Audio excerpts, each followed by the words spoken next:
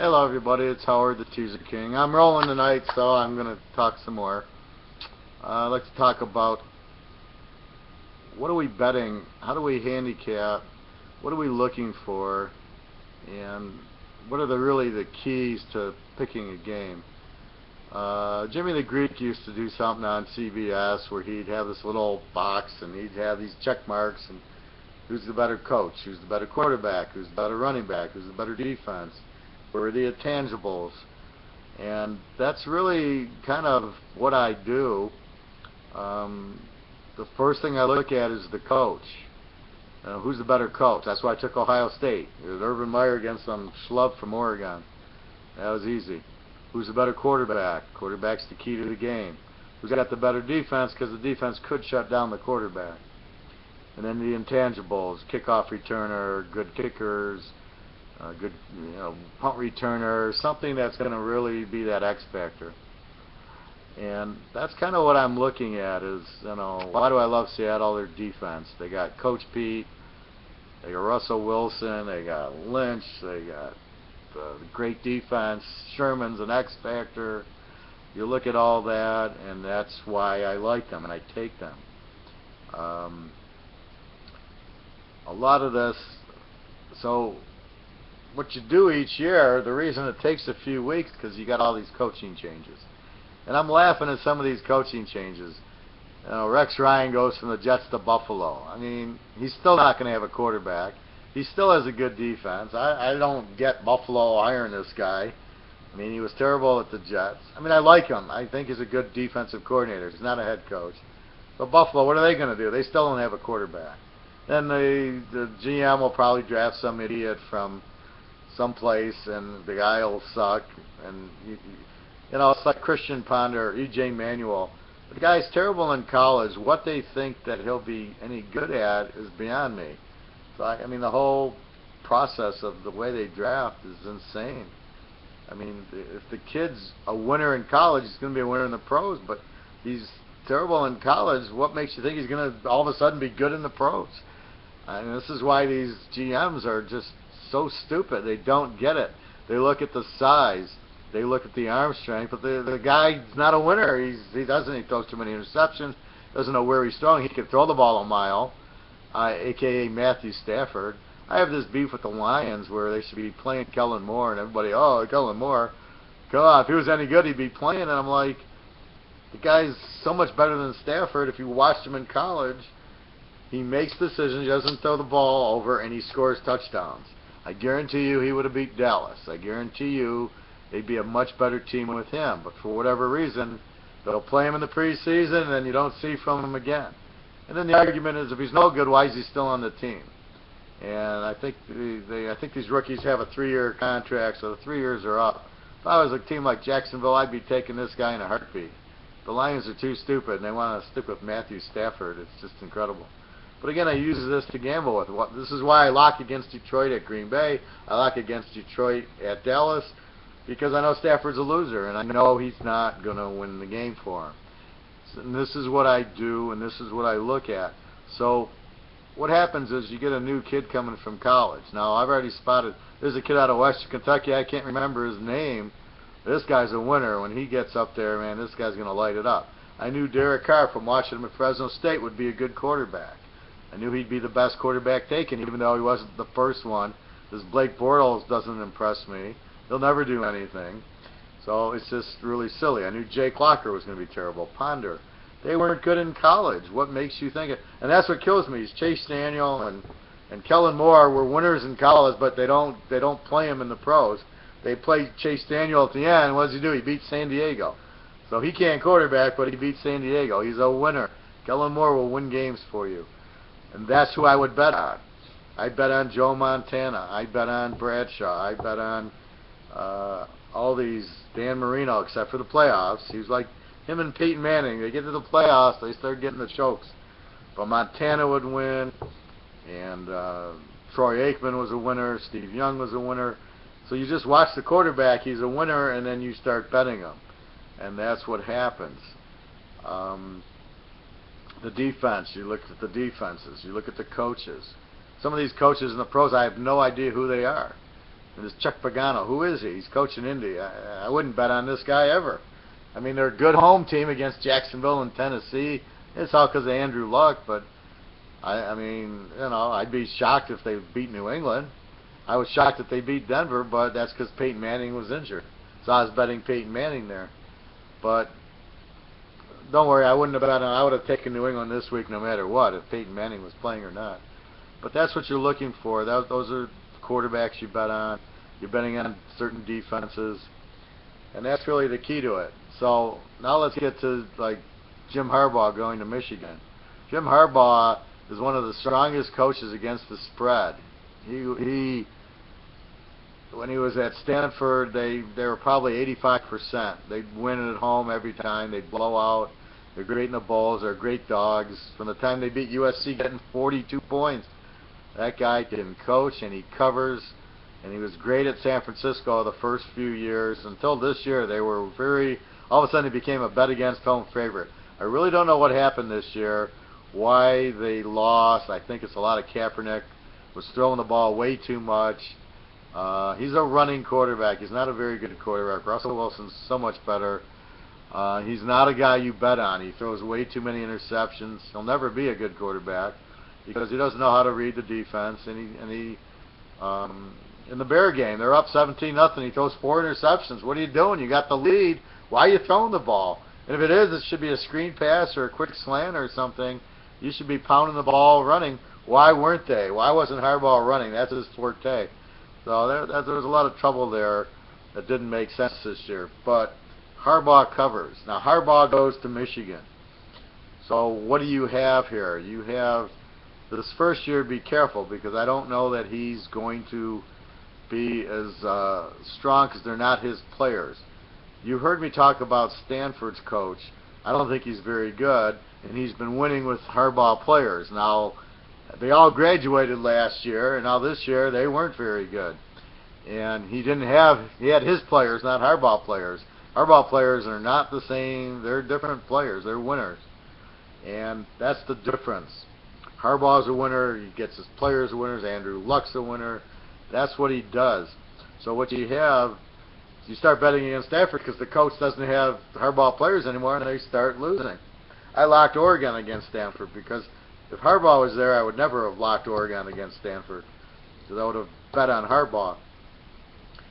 But here, you can't bet on this Stanford coach. Well, but the point is now that Harbaugh's at Michigan, we're going to start betting them a little bit.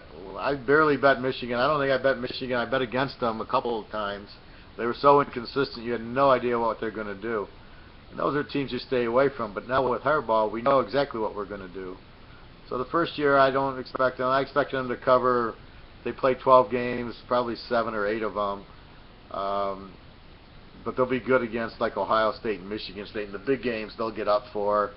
And he'll play conservative and run the ball and play defense and keep the game close. So when they're dogs against those teams, they'll be good bets. But next year is when I'll start betting Harbaugh, as he'll be starting to be the favorite. Depending on who the quarterback is, it's the second part of the equation. You have a great coach in Harbaugh who covers, just like Urban. Urban doesn't cover that much. Urban against the line was just mediocre this year. I mean, he wasn't like 90%.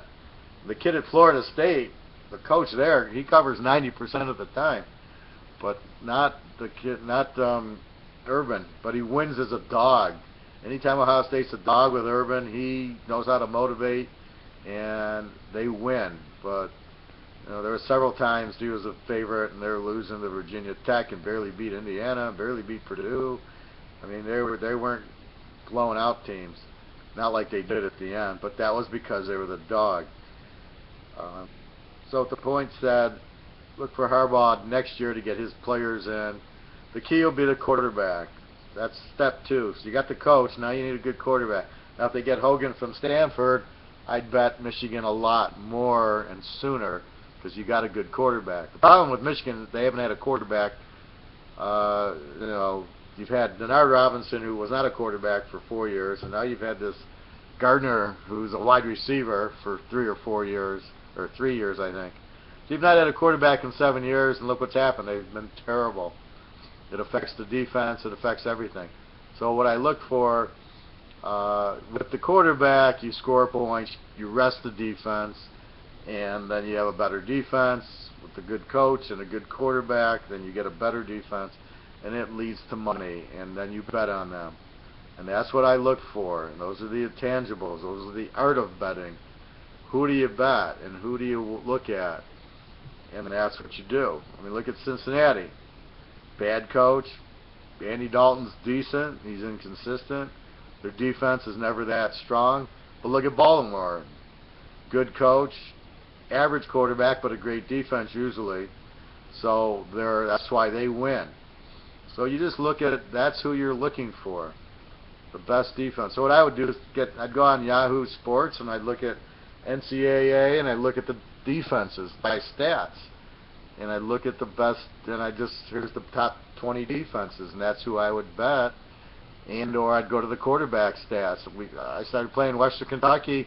I had no idea who they were, but I knew they had a quarterback who threw for 600-700 yards a game, some games, and then he went back to earth and had 400-500 yard games. But I knew they'd score a lot because they had a good quarterback.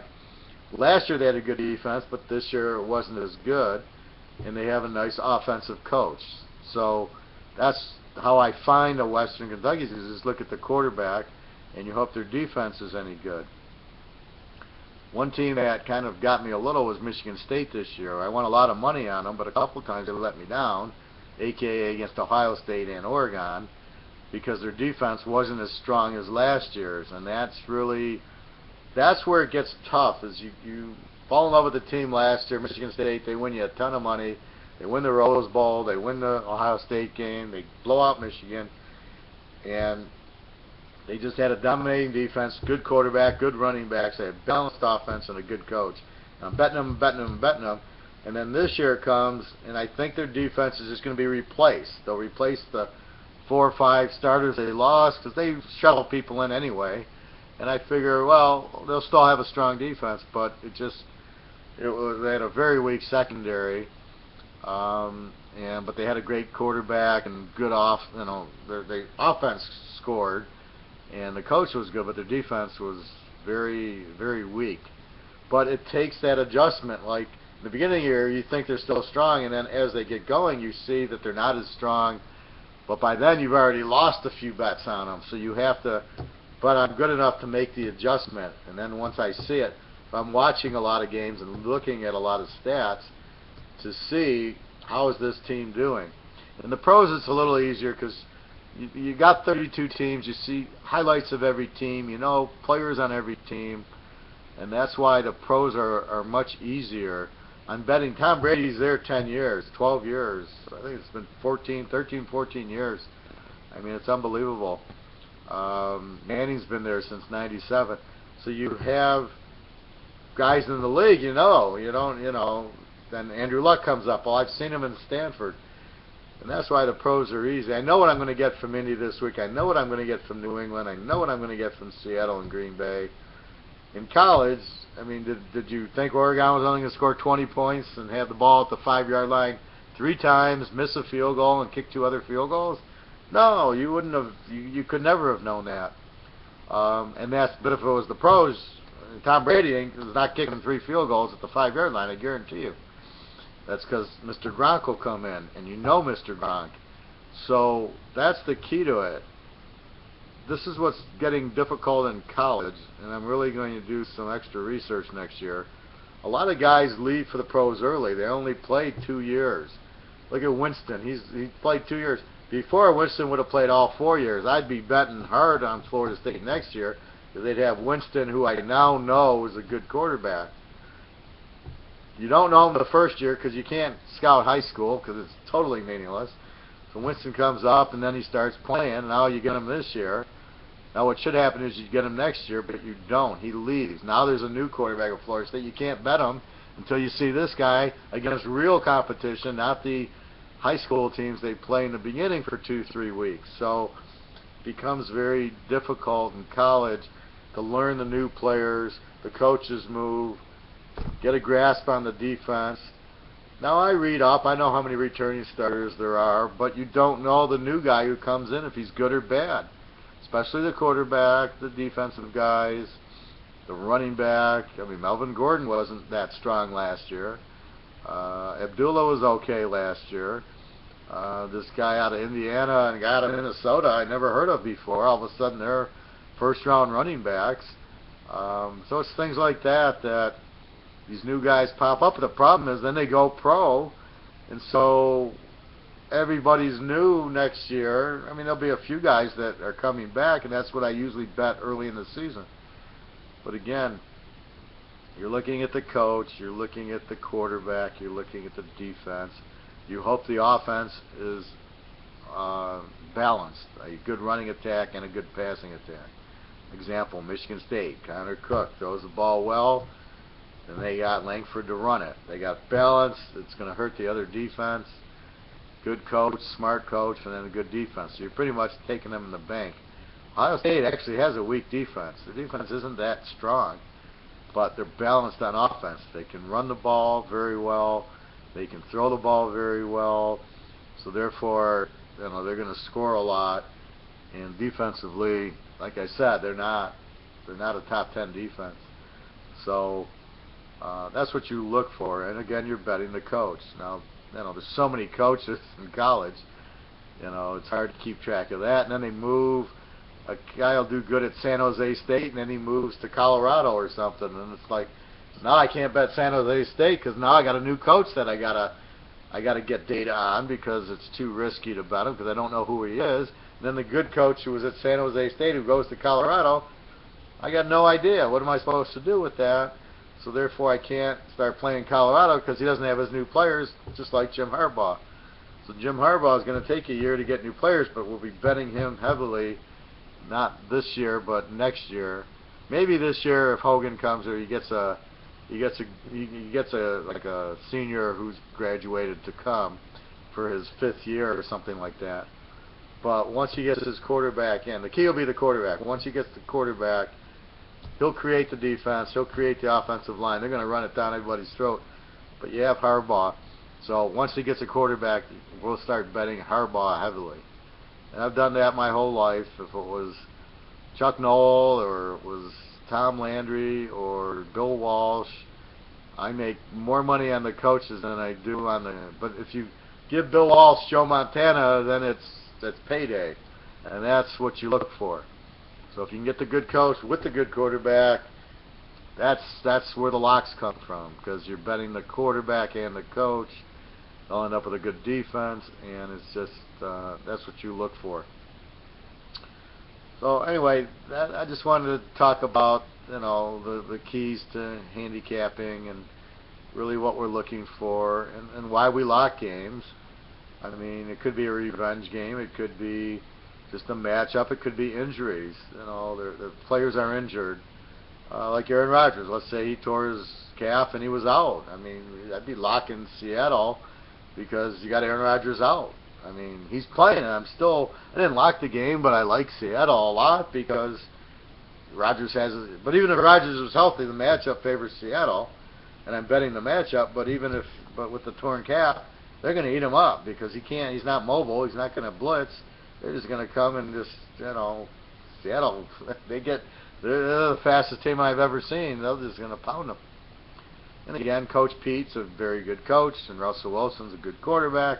Lynch can run. They got decent receivers who I've never heard of, but they're pro receivers, and they're Baldwin, and I think there's another Wilson or something out there, or Walters. I honestly don't know the receivers because Percy Harvin left, but they're pro receivers. There's no problem there, and they're going to run the ball, and they're going to play defense, and the X factor is Richard Sherman. So you got your little checklist out, and here's your coach, check, Coach Pete, quarterback, Russell Wilson, Rodgers. It's about even because Rodgers is injured. If he wasn't, it'd be Rodgers. Running back, Lynch and Lacey, it's pretty even. Defense goes to Seattle by a mile. X factor, Richard Sherman. And just their whole defense, the 12th man, they're at home. That's a huge X factor to bet Seattle. And that's how you break down all the games. The problem is when you don't know the coach, you don't know the quarterback, on these college teams, it's hard to break it down like that. Same thing with New England. Better coach, Belichick. Better quarterback, Brady, by a little over luck. He's got the experience. Running back, you got to go with New England because Indy doesn't have any. Defense, you got Revis Island against two. Indy doesn't have a secondary. New England gets the edge. X factor, I'd say it's Gronk. I'd say it's Brady. I'd say it's Revis. Those are your X factors. They're at home where they never lose, and you got Belichick. So all that adds up to New England winning the game, and that's how you do it. It's simple, and that's how you break down a game. And the key is knowing the X factors and knowing the players. So, like I said, I'm going to work on my college next year. It's very important, just to find out a little bit more rhyme and reason on it.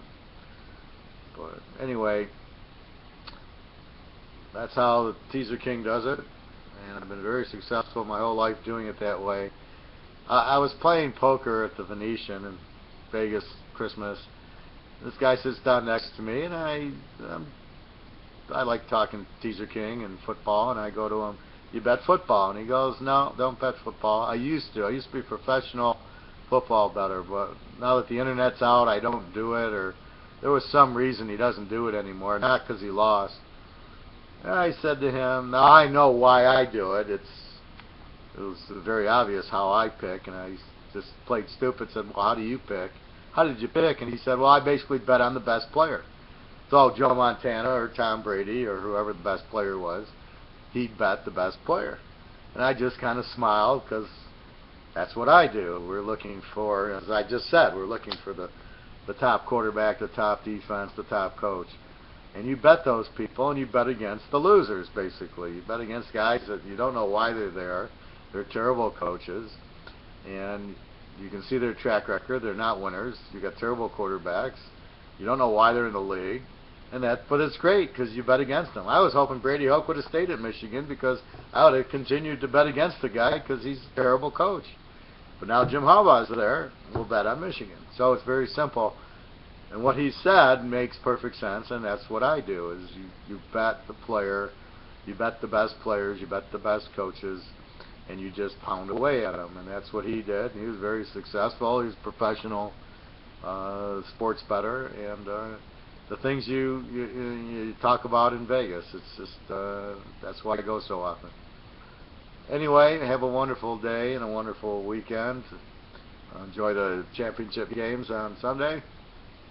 If you have any questions or comments about this, please don't hesitate to email me. Just go to www.teaserking.com. There'll be an email there. You can leave me comments here. Basically, those are the betting strategies that the successful people do in any investment. Stocks, you're betting on the CEO, you're betting on the product. Football, basketball, you're betting Michael Jordan in the day, you're betting Magic Johnson in the day. Now I don't know who you bet on. I don't follow it that much.